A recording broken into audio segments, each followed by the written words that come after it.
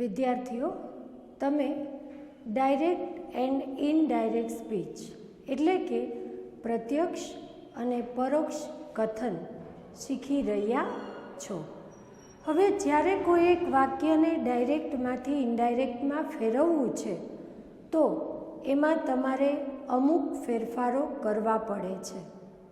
જેમ કે રિપોર્ટિંગ વર્બમાં ફેરફાર કરવો પડે, ત્યાર પછી સર્વનામોમાં ફેરફાર કરવો પડે, કાળમાં ફેરફાર કરવો પડે, નજીકતા સૂચક શબ્દોમાં ફેરફાર કરવો પડે.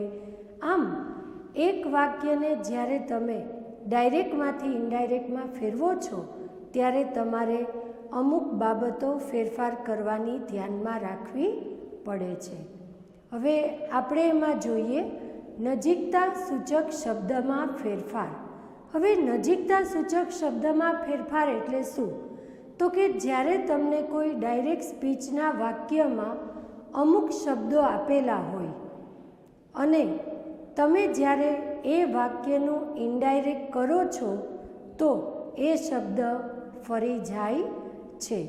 હવે એ કયા કયા શબ્દો છે અને એમાં કેવો ફેરફાર થાય છે એ આપણે જોઈએ.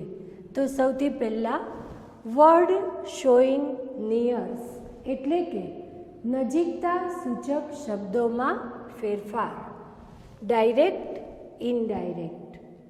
હવે જ્યારે ડાયરેક્ટ સ્પીચનું વિધાન છે એમાં તમને માનો કે ધીઝ આપેલું છે તો તમે ઇનડાયરેક્ટ સ્પીચ કરો ત્યારે ધીઝને બદલે લખાય છે ધેટ.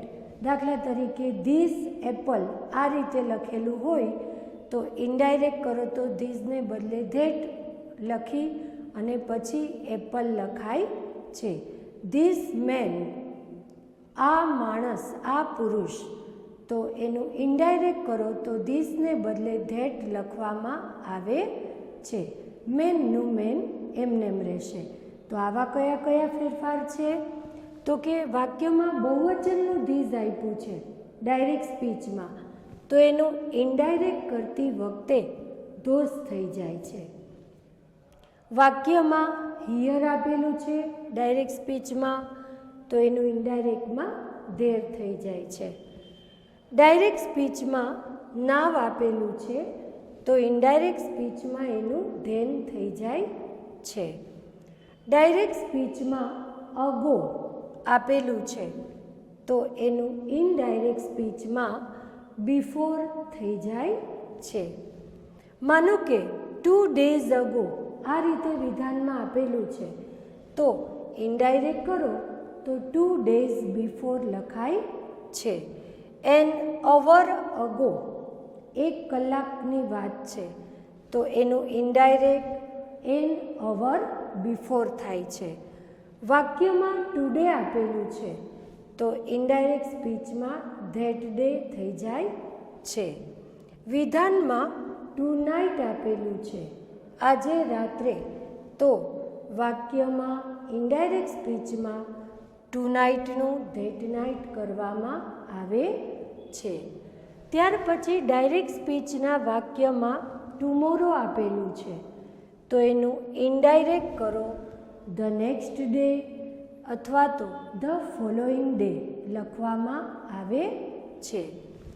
નેક્સ્ટ મંથ આપેલું છે તો ધ ફોલોઈંગ મંથ થઈ જાય છે. હવે નેક્સ્ટ મંથને બદલે નેક્સ્ટ વીક આપેલું હોય તો ધ ફોલોઈંગ વીક લખાય. આમ નેક્સ્ટના બદલે ધ ફોલોઈંગ આ શબ્દ પ્રયોગ થાય છે. યસ્ટરડે આપેલું છે ભૂતકાળની વાક્ય રચનામાં તો એનું ધ પ્રીવિયસ ડે કરવામાં આવે છે. લાસ્ટ યર આપેલું છે તો ધ યર્સ બિફોર કરવામાં આવે છે. લાસ્ટ મંથ આપેલું છે તો મંથ બિફોર કરવામાં આવે છે. અને અમુક વાક્ય રચનામાં કમ આપેલું છે તો કમનું ગો કરવામાં આવે છે. આમ અહીંયા જે તમને યાદી આપી છે એ યાદી તમારે પાકી કરી લેવી કે ડાયરેક્ટ સ્પીચના વાક્યમાં અમુક શબ્દ હોય તો એનું ઇનડાયરેક્ટ કરો તો તમારે કેવા કેવા ફેરફાર કરવા પડે છે. તો આ જે યાદી છે એ તમારે યાદ કરી લેવાની, પાકી કરી લેવાની છે. હવે ત્યાર પછી નો ફેરફાર છે ટેન્સ ફોર્મ્સ.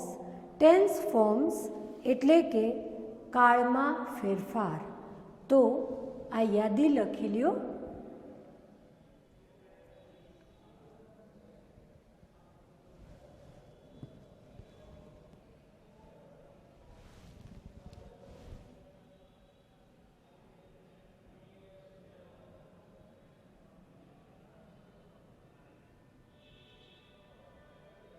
વિદ્યાર્થીઓ, એક ખાસ ધ્યાન આપજો, જ્યારે તમે નાવને બદલે ધેન લખો છો તો ધેનનું સ્પેલિંગ THEN લખવાનું ભૂલાય નહીં, કારણ કે THAN લખશો તો શબ્દનો અર્થ ફરી જશે.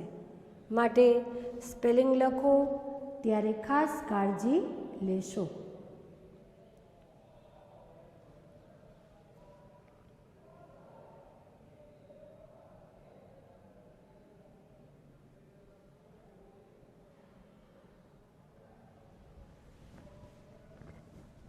હવે આપણે ત્યાર પછીના ફેરફારની વાત કરીએ.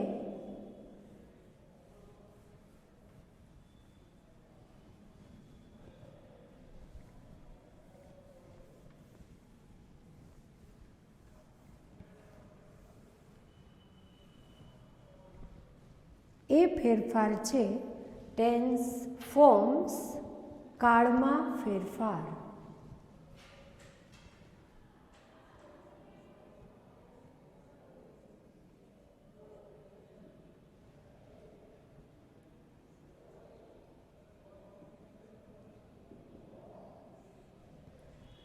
ટેન્સ ફોર્મ્સ એમાં નોંધ લખો. જો રિપોર્ટિંગ વર્બ સાદા વર્તમાન કાળમાં કે સાદા ભવિષ્ય કાળમાં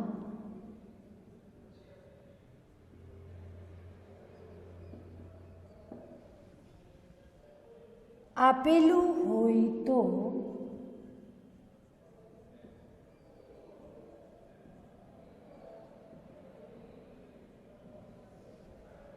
રિપોર્ટેડ સ્પીચના કાળમાં કોઈ ફેરફાર થતો નથી. રિપોર્ટેડ સ્પીચના કાળમાં કોઈ ફેરફાર થતો નથી.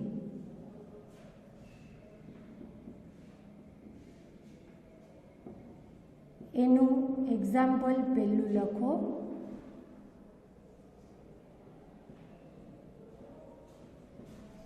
માલા સેઝ. એક્ઝામ્પલમાં પહેલું માલા says, અલ્પવિરામ ડબલ કોમા, I have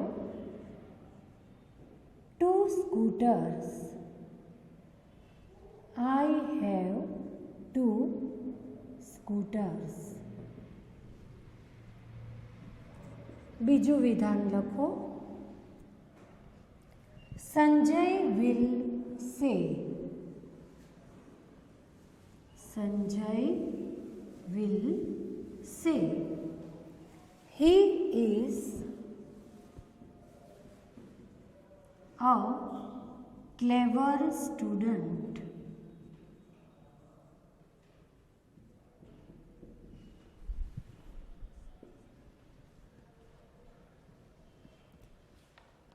બંને વાક્ય લખાઈ ગયા પછી હવે આપણે પહેલા એક નિયમ સમજીએ.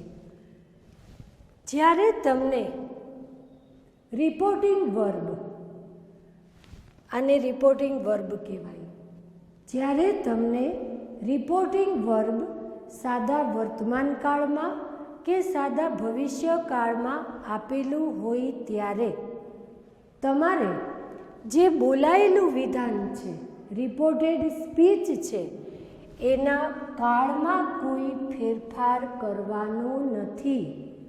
અન્ય ફેરફારો કરવા, સર્વનામમાં ફેરફાર જરૂરી લાગે તો કરો, નજીકતા સૂચક શબ્દમાં ફેરફાર લાગે તો કરો, પણ વાક્યનો જે કાળ છે એ કાળમાં ફેરફાર કરવાનો નથી. આ બાબત ખાસ યાદ રાખવી. હવે પહેલું વાક્ય જુઓ. માલા સેઝ, માલા કહે છે. હવે આ સેઝ છે એ રિપોર્ટિંગ વર્બ છે. રિપોર્ટિંગ વર્બ સાદા વર્તમાન કાળમાં છે. ખ્યાલ આવ્યો બધાને?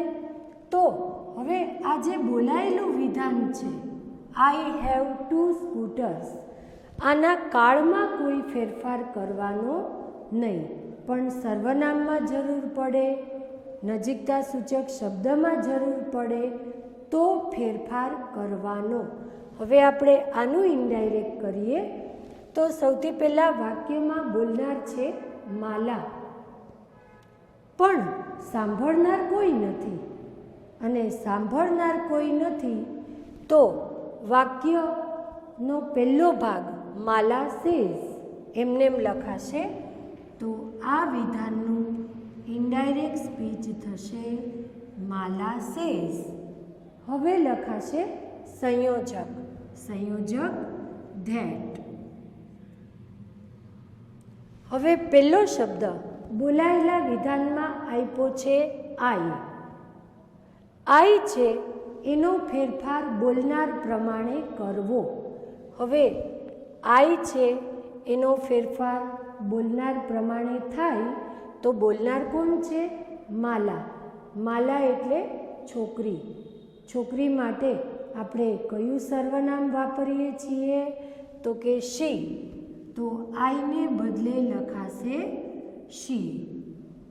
ત્યાર પછી બીજું પદ જુઓ. આઈ સાથે વાપર્યું છે હેવ. હવે આપણે આઈનું કરી નાખ્યું શી, તો શી સાથે હેવ લખાશે નહીં, લખાય. પણ હેવને બદલે પૂર્ણકાળ માટે શી સાથે લખાશે હેઝ. અહીંયા જુઓ, આપણે કાળમાં ફેરફાર નથી કર્યો, પણ આઈ સાથે હેવ ક્રિયાપદ વપરાય છે, પણ આપણે આઈનું કર્યું છે શી, તો શી સાથે હેવ ન લખાય પણ હેઝ લખાય. ટુનું ટુ અને સ્કૂટર્સનું સ્કૂટર્સ. પૂર્ણવિરામ, ડબલ કોમા નીકળી જશે તો વાક્ય કેમ બનશે? Mala says that she has 2 scooters. વાક્યનો કાળ ફેરો નથી. બીજું, સંજય વિલ સે he is a clever student. હવે આ વાક્યમાં સંજય છે એ બોલનાર છે, પણ સાંભળનાર કોઈ છે નહીં. તો સૌથી પહેલાં આપણે લખીએ બોલનારનું નામ સંજય. હવે રિપોર્ટિંગ વર્બ જુઓ, કયા કાળમાં આપેલું છે? તો કે વિલ સે, સાદો ભવિષ્યકાળ. અને સાદો ભવિષ્યકાળ હોય તો રિપોર્ટિંગ વર્બ એમનું એમ જ લખાય છે, માટે વિલ સે એનું વિલ સે. આના કાળમાં કોઈ ફેરફાર થાય નહીં. હવે સંયોજક that. Sanjay will say that. હવે વાક્યની શરૂઆત થઈ છે હીની મદદથી. હી એટલે ત્રીજો પુરુષ એકવચન, અને જ્યારે આ બોલાયેલું વિધાન છે એ ત્રીજા પુરુષનું શરૂ થતું હોય તો આમાં ત્રીજા પુરુષના સર્વનામમાં કોઈ ફેરફાર ન કરવો, માટે હીનું હી એમનેમ લખાશે. બીજી વાત, કાળમાં ફેરફાર કરવાનો નથી. આ વાક્ય સાદા વર્તમાન કાળનું છે, તો સાદો વર્તમાન કાળ જ રાખવો. માટે he is A clever student. પૂર્ણ વિરામ, ડબલ કોમા લખાશે નહીં. તો આ બંને એક્ઝામ્પલ ઉપરથી સૌથી પહેલાં તમારે જ્યારે તમે કોઈ વાક્યનું ડાયરેક્ટમાંથી ઇનડાયરેક્ટ કરો છો તો સૌથી પહેલાં રિપોર્ટિંગ વર્બ તરફ ધ્યાન આપો. રિપોર્ટિંગ વર્બ જો સાદો વર્તમાન કાળ હોય કે સાદો ભવિષ્યકાળ હોય તો જે બોલાયેલું વિધાન છે એ બોલાયેલા વિધાનના કાળમાં ફેરફાર કરવાનો નથી, પણ સર્વનામમાં ફેરફાર, નજીકતા સૂચક શબ્દમાં ફેરફાર કરવા પડે તો કરવા. આ બાબત ખાસ યાદ રાખવી. બંને એક્ઝામ્પલ લખી લ્યો.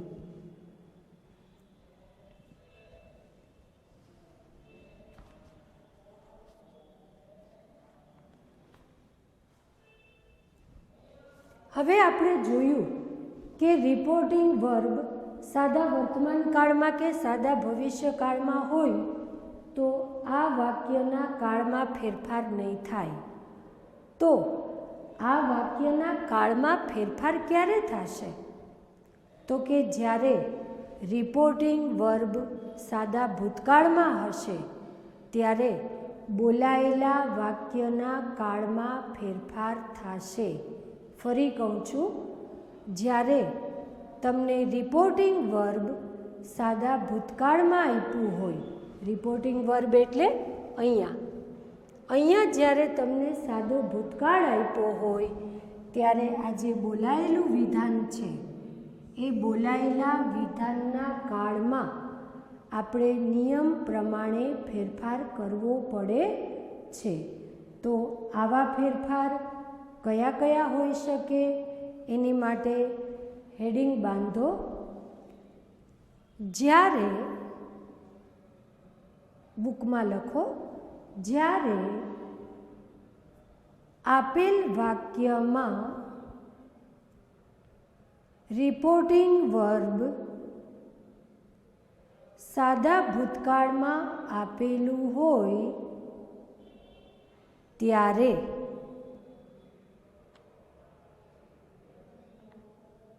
આવા વાક્યને ઇનડાયરેક્ટ સ્પીચમાં લખતી વખતે કાળમાં નીચે મુજબના ફેરફાર કરવા પડે છે.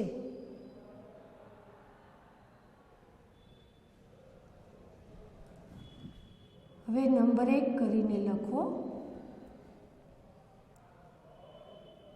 જો આપેલ રિપોર્ટેડ સ્પીચ સાદા વર્તમાન કાળમાં હોય તો તેને ઇનડાયરેક્ટ સ્પીચમાં ફેરવતી વખતે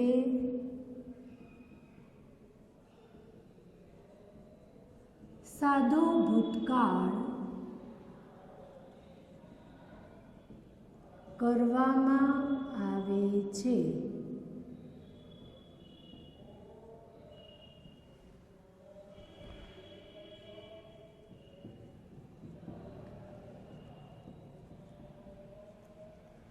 એટલે કે નીચે મુજબ ફેરફાર થાય છે. નવી લીટીમાં લખો, એમ ઇઝ આર હોય તો એનું વોઝ અથવા વેર થાય છે. માનો કે પ્લે ક્રિયાપદ એનું પ્લે અથવા પ્લેસ આપેલું છે તો એનું ભૂતકાળ પ્લેડ થાય છે. આ રીતે ક્રિયાપદનું ભૂતકાળનું રૂપ થઈ જાય છે. અને ડુ કે ડઝ આપેલું હોય વાક્યમાં તો તેનું ડીડ થઈ જાય છે. આ પ્રમાણે ફેરફાર થાય છે. હવે એક્ઝામ્પલ, પહેલું વાક્ય, he sad.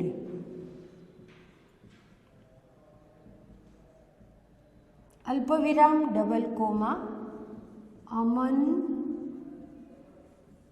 Plays cricket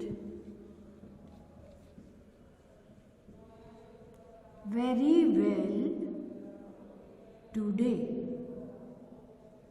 full stop, comma પૂરા. બીજું એક્ઝામ્પલ,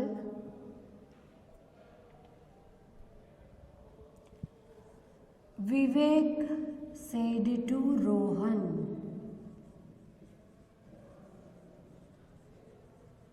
અલ્પવિરામ double comma, I sing a song today.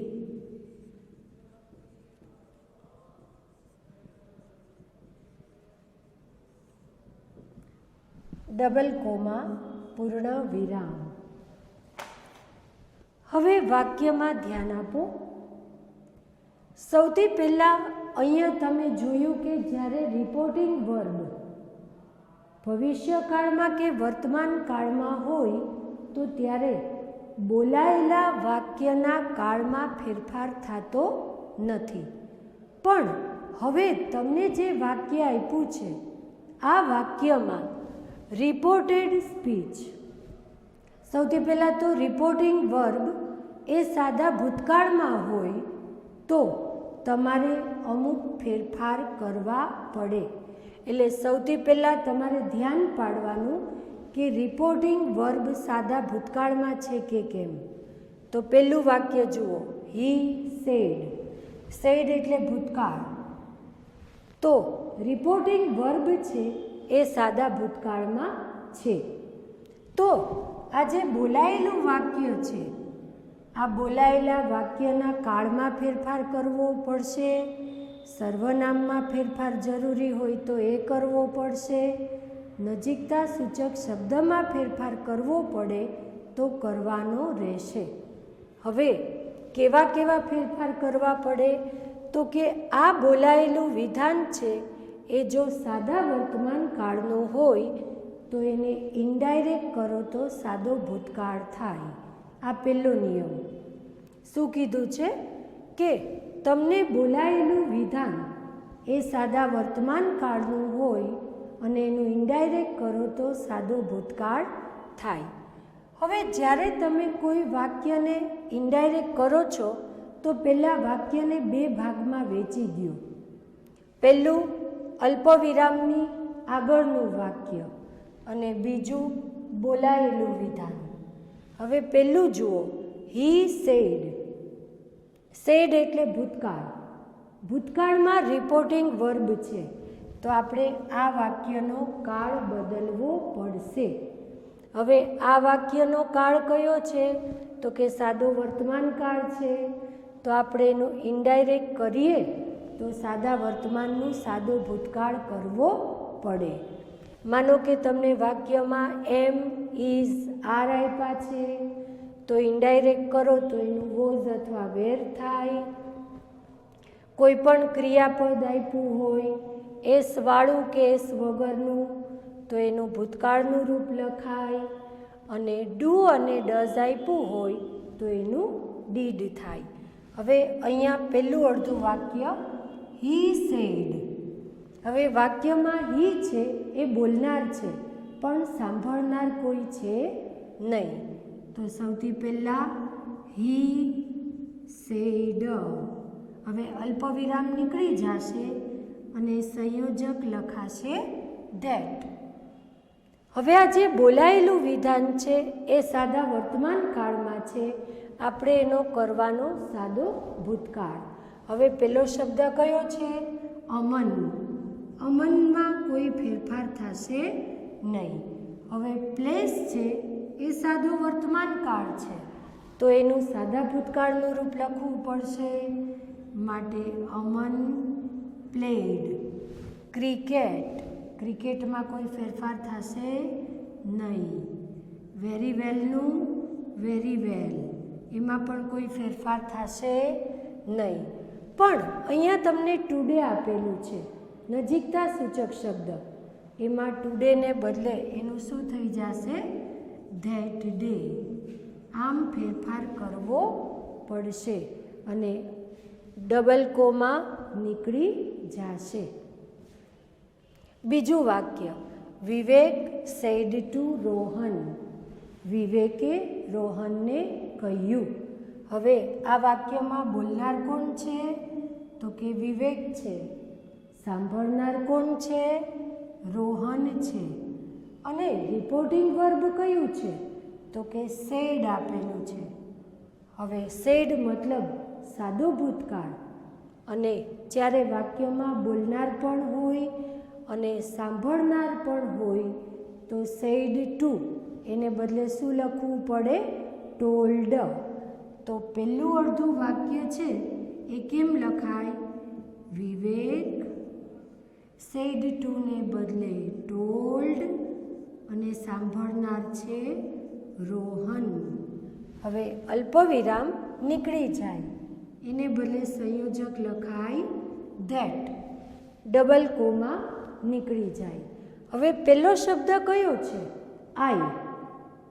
આઈ છે એને બદલે બોલનાર પ્રમાણે ફેરફાર કરવાનો. આઈ એટલે હું, પણ બોલે છે કોણ? તો કે વિવેક. વિવેક છે એ પુરુષ જાતિનું નામ છે. તો પુરુષ જાતિનું નામ હોય તો એની માટે આઈને બદલે કયું સર્વનામ વપરાય? તો કે હી વપરાય. માટે આઈને બદલે લખાશે હી. ત્યાર પછી સિંગ, સાદો વર્તમાન કાળ છે અને સાદો વર્તમાન કાળ હોય તો આપણે શેનું રૂપ મૂકવાનું? સાદા ભૂતકાળનું. તો સિંગને બદલે થશે સેંગ. અ સોંગ, એક ગીત, એમાં કોઈ ફેરફાર થશે નહીં. અને ટુડે એનું થઈ જશે ધેટ ડે. પૂર્ણ વિરામ ડબલ કોમા નીકળી જશે. તો વાક્ય શું થશે?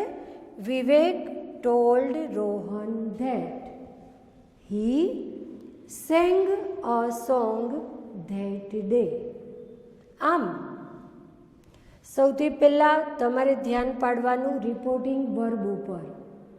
જો રિપોર્ટિંગ વર્બ ભૂતકાળમાં હોય તો આ જે બોલાયેલું વાક્ય છે એ બોલાયેલા વાક્યના કાળમાં ફેરફાર કરવો પડે. હવે એમાં ફેરફાર કેવી રીતે થાય?